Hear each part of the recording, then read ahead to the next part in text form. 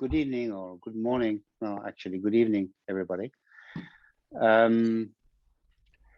Today we want to talk about, something which we consider as very important, which is called resilience at the workplace.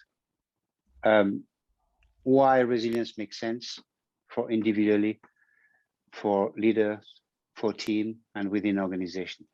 Seems to make sense for everybody, and especially after the COVID. COVID had put us under enormous stress, not only physically, but psychologically, so individually. Leaders also had to deal with demotivation, and teams also, they lost the sense of what they were doing, and organizations have a kind of business and ethical obligation to take care of resilience at the workplace. We have here some numbers, statistic. I don't know where they come from, but I think they certainly are too low from what I understand from the market. Me being a coach for the last 25 years, 34% of workers feel, poorly cared by the employer, 41% in big companies, 73% say stress level is so much that they even think of, quitting their job. So the idea is what resilience can bring to these people. What is our definition of resilience? There's a lot of definition. We have one related to work from Catherine McCune in Australia, is the capacity to manage, to remain healthy, to rebound, and prepare for the next set, for the future challenge.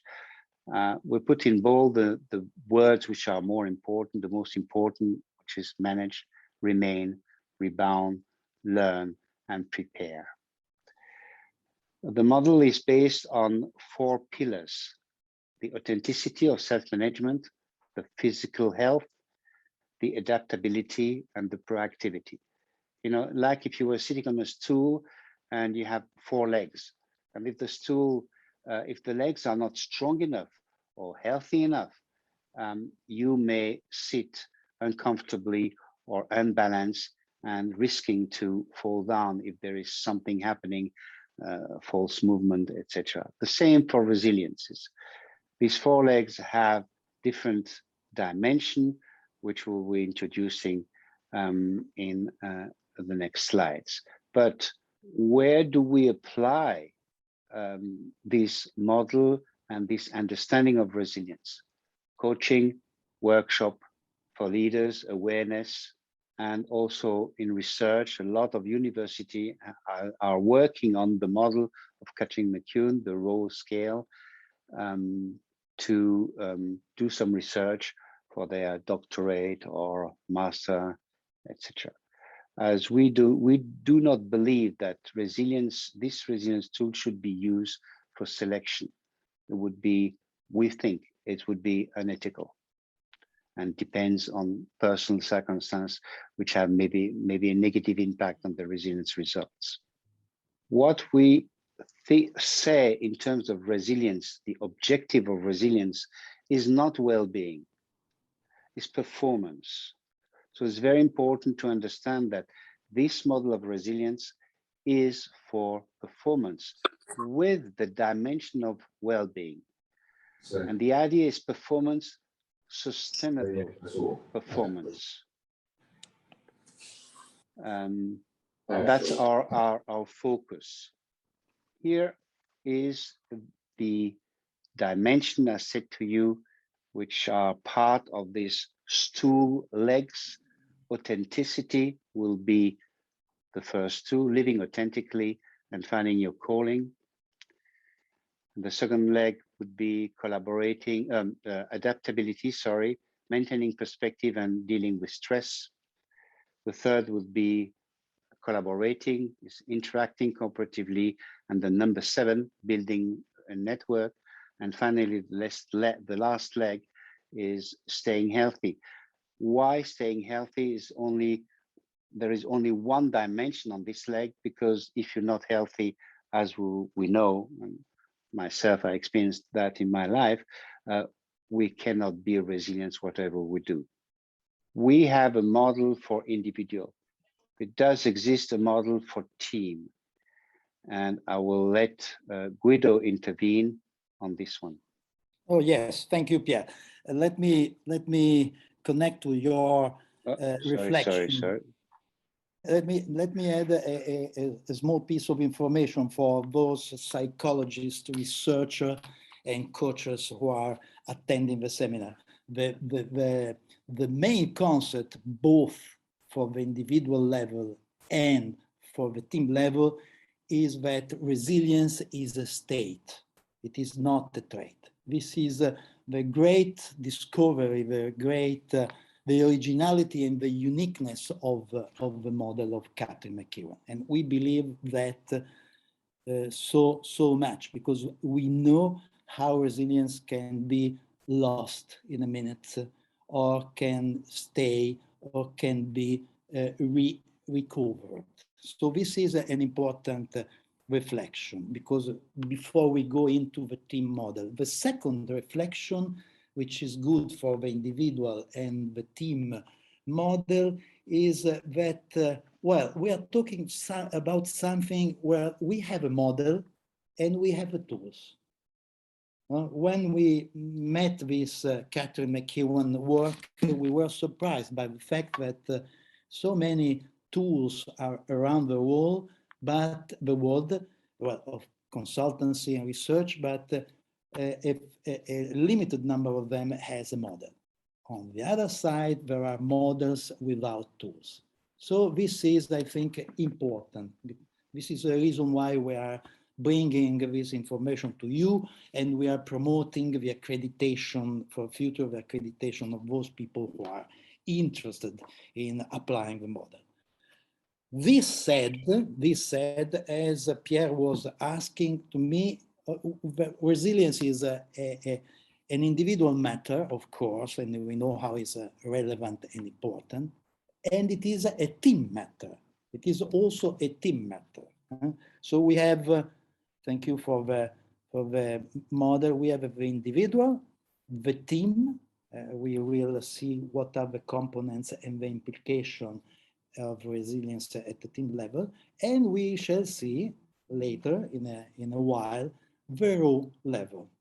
So these are three wheels, let us say, three components, three areas with specific and independent tools which can be used as a standalone by themselves, or more systematically to explore at an organizational level the resilience dimensions.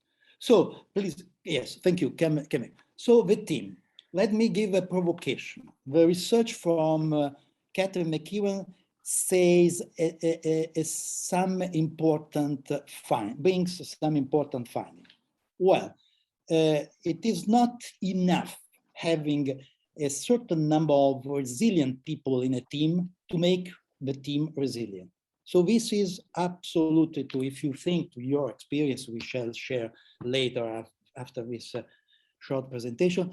If you want to share your experience, we know that the number of resilient people in a team is not sufficient to make the team resilient. Why?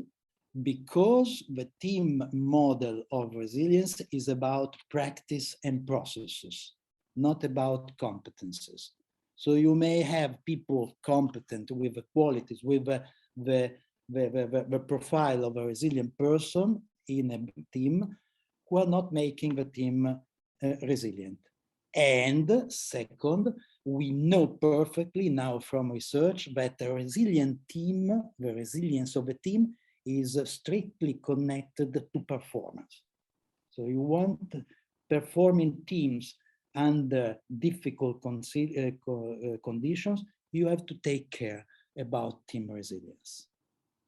So, and this is a responsibility of the leader, we shall see. So the dimensions are again 7, of course, are different from the individual dimensions, and they make reference basically to those elements and components making teamwork effective, but also on the other side, these dimensions are related to those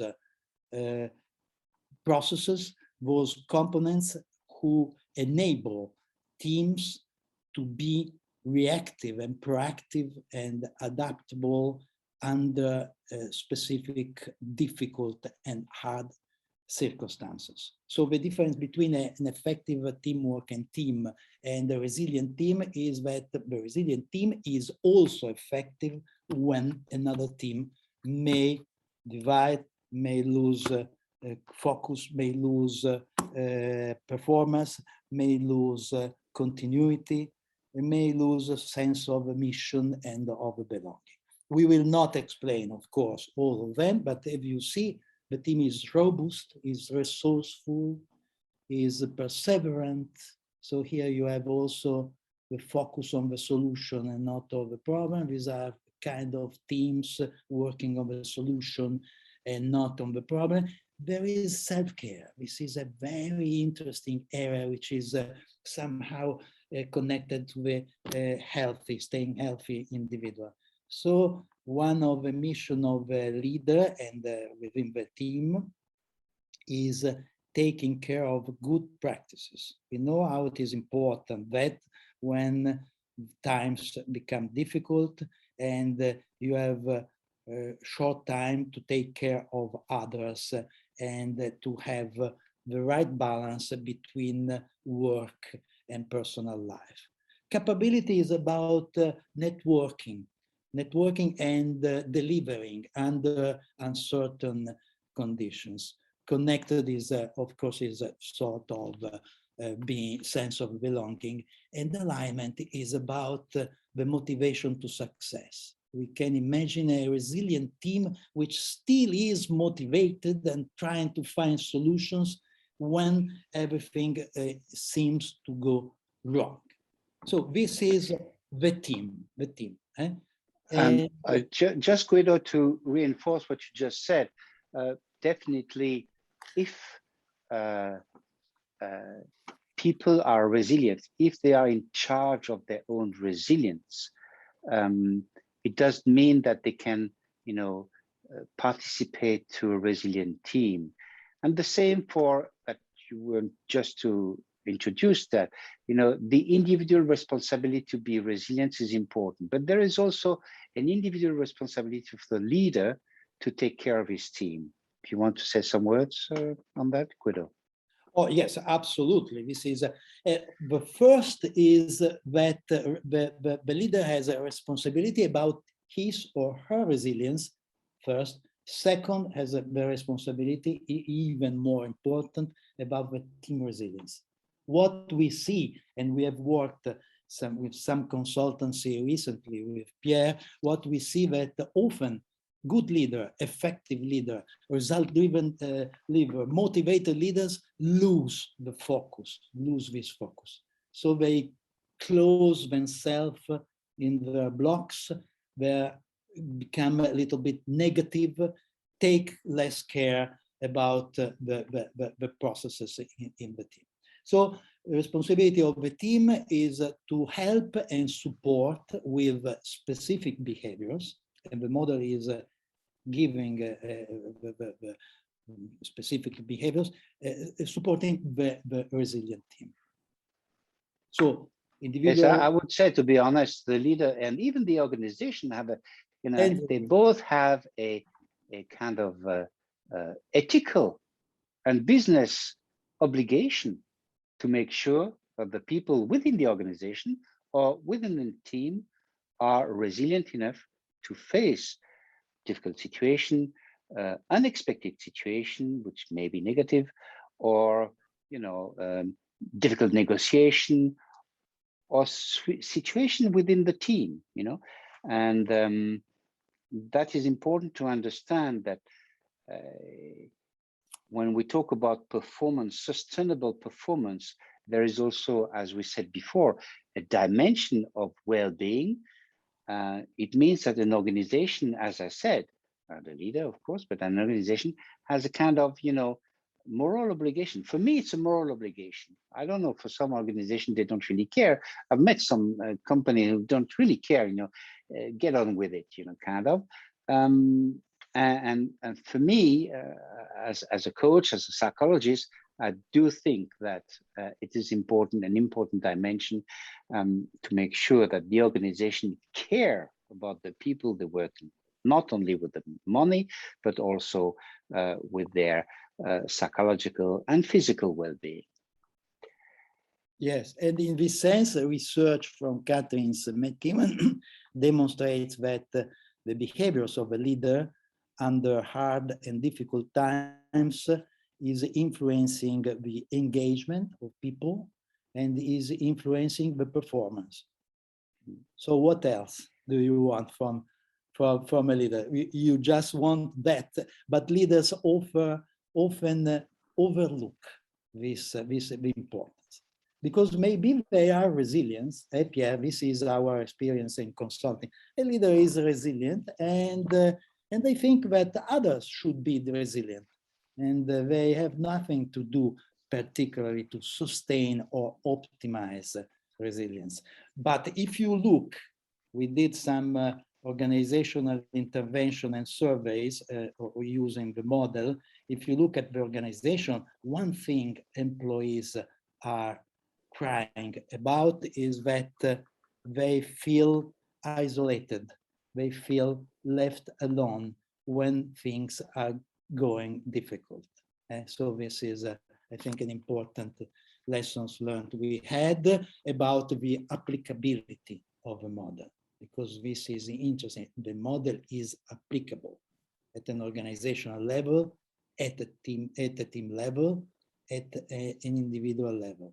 And you can combine, mix the intervention, of course, in accordance with the problem and the situation, in order to have a more complete view of the situation. Guido, and the people, being on this call, the idea of this info webinar about resilience is to exchange with you. We have not a lot of time because we want to respect the timing, but the idea is we have in October and November an accreditation program on this model. The idea is, do you have any questions? Does it make sense what we just said? Please, say something if you want to participate. In fact, the idea is, I personally, I'm working with this model for quite a long time. My own experience, and as I said before, 23, nearly 25 years of coaching top executives. The idea is that the need for resilience, for me, is not only a behavior for a leader. For me, the need for resilience is a leadership competence. And a lot of people don't quite understand why they should take care of the people, because they have obligation coming from the board, from their own leader, and people should take care of themselves. I think with the COVID, I think there is a shift in the thinking process that if you really want to be successful, of course, you have to be clear, have a vision, let people participate to the thinking process, but also take care of the psychological safety and physical safety of the people working with you. And as I said, I was thinking lately, it's a series of behaviors, we can learn the behaviors, we can shift the behaviors from this to that to show that, that we are working better together. No, I don't think it's only a series of behaviors. I think it's really a competence for leaders. And I would recommend to coaches or advisors or facilitators to get interested in being accredited in this model, because there is room, to be honest, for business, because a few leaders and few teams are aware of this need which is called resilience. Motivation, okay, fair enough. Vision, fair enough. Conflict management, fair enough. But resilience is part of, let's exchange a word on that. If you're not resilient, I'm not quite sure you'll be able to deal with conflict correctly. Okay, if you're not resilient, maybe it's because you don't know your values and you're not keeping your, compromising with your own values, or the job you do doesn't make sense for you. There's a lot of work which can be, done by coaches and advisors to help individual leaders and team to make sure that they are aligned with themselves and with the sense they give to the job. Any comment on that? I'll be interested, because that's my feeling, what I have for the last 10, 12, 15 years working with top executive. So if you don't have any comment, we'll go to the next slide, which introduces the fact that for people who are a member of the ICF, if they are trained by, on this model of resilience, get some credit. I'm not sure that you can see everything well. Core competencies 7.75 and resource development 4.25. You can, get that from the participating to this accreditation program. As we said, we are organizing in October and in November an accreditation program. Here's it'll be 26th of October in the morning and in the afternoon. That's for individual model at 10:30 to 12:30, 2:30 to 4:30 p.m. After this training on individual resilience, there is an accreditation session on the 4th of November and on the 8th of November. And then you have another session on the 11th of November for team and leaders. You will ask her, why is the accreditation after the resilience individual? Because the main thing is to understand the concept of resilience and to understand the individual resilience process. The team and leaders process are something you don't need to be specifically accredited. You need to participate to accreditation process, but you don't need to be, sorry, not specifically accredited, not specifically certified on, because it's an extension of the fundamental model of resilience. Yes, if you manage well the raw individual, you can deal with the raw team and raw leaders, although the scales are a little bit different. Yes, a little bit different. And I think, Pierre, and you, I know you like that, in the first part of the accreditation, an important time is reserved to the feedback. Of course, we have scales, we have numbers, there is fine statistics. We were not talking about that today, but anyway, there is a strong model of measures. But in the end, what is fascinating is that the kind of findings, whatever they are, the kind of findings are a great way to stimulate, to activate conversations. The main focus should be on the feedback. It's good to have a questionnaire, to have a results, etc. But what do you do with these results? Is in this part of the feedback session and the potential coaching offer that you can make afterwards for people to improve and yes, improve the level of resilience, as Guido said absolutely rightly. It's a level, a minimum level of resilience to be able to face difficult situation.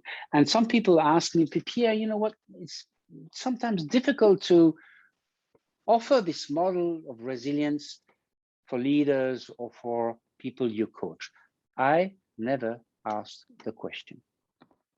If I have a coaching program, I automatically put a resilience questionnaire within the program, because I do believe that either people need to understand their resilience level, either they need some help to improve, and if they don't need help because they are 100% resilient, I'm asking them how they do that.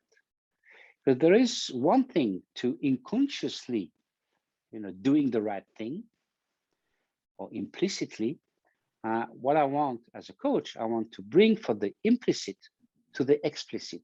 They should tell me what they do so that they really remember, if there is a situation, dramatic situation or adversity, what they can do instead of doing it implicitly. So it's not only a process of development, it's a process of conscientiousness, being aware of what you do good and being aware of what you could do better. And some people tell me, Pierre, it's difficult to talk about resilience because people are anxious, etc. I tell them, that's the easy stuff. I tell them, when you meet somebody, what is your first question? How are you? How are you doing? And what is the answer? 80% of the people, I'm okay. Not Doing bad. okay, not bad. And then you already talk about resilience. Why not bad? Are you living your life as you want to live your life? Do you live your values? Does your life make sense for you? Do you have the right network? Are you healthy? We already talk about resilience.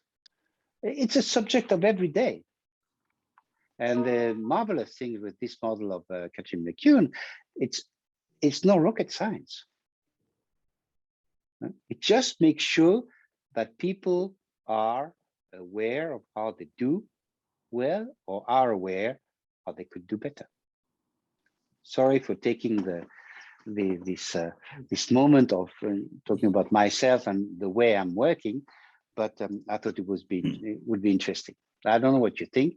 I'll be really happy to have some feedback, because it's always difficult to talk and there is no response. So I may allow myself to be provocative because I'm a provocative person, and invite, okay, well, get in touch with Guido, of course, get in touch with me, and I'll be happy to elaborate on the model and talk about, if ever, the accreditation process. Okay, I wish you a very good evening to everybody, and thank you for being present.